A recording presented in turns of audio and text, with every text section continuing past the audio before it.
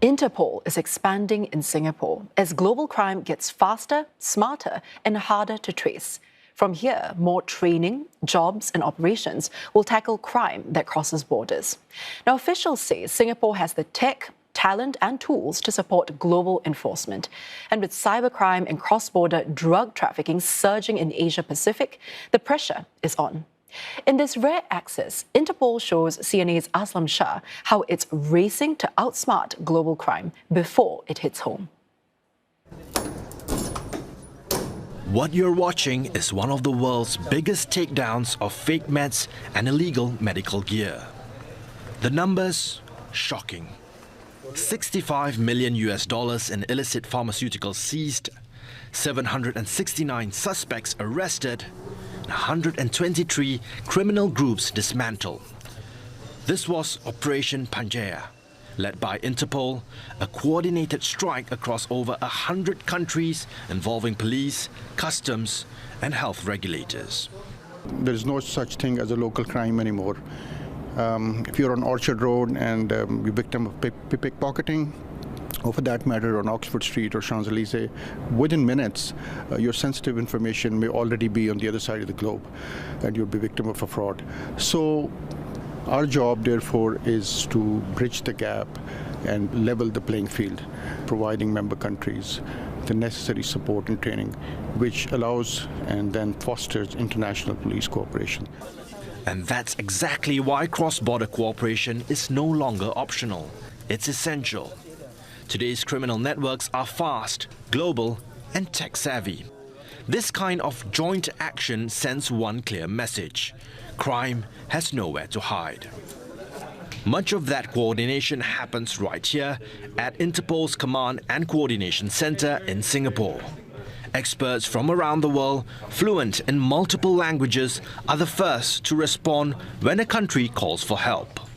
Is to provide 24/7 and operational support to all 196 member countries of the organization who are facing a sudden criminal emergency or a special need in an overseas investigation. In brief, it's all about create and monitor developing incident stories to respond in real time with our available resources. Since the pandemic, criminals have moved faster and gone digital. Interpol says its response must evolve just as quickly. Now marking 10 years in Singapore, Interpol says this is just the beginning. The global complex for innovation is expanding, with Singapore playing a bigger role in the future of global policing. That includes new infrastructure, stronger international ties, and next-gen training. At the center of it all, real relationships built through regular training on the ground. We have like a huge amount of different crimes nowadays, and yes, so we can like contact with each others, make communications, and that will help in a very good way. We have great participants. We've got commissioners, we've got doctors, we've got professors, we've got well knowledgeable participants that I personally have gained a lot from them. But bringing officers from 196 countries into one room isn't always possible. So Interpol's training is going hybrid. Just for the sound. Very well, welcome to this introductory video. Virtual reality, podcasts, augmented simulations. The tools may be evolving, but the mission remains the same: to train more effectively, respond more swiftly, and work together across borders.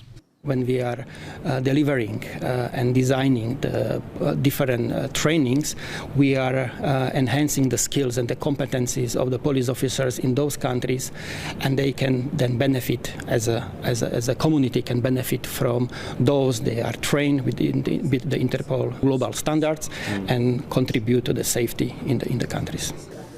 And as threats become more complex, Interpol says Singapore will remain a critical global hub, launching new training programs and setting global policing standards, serving as the backbone of global policing efforts.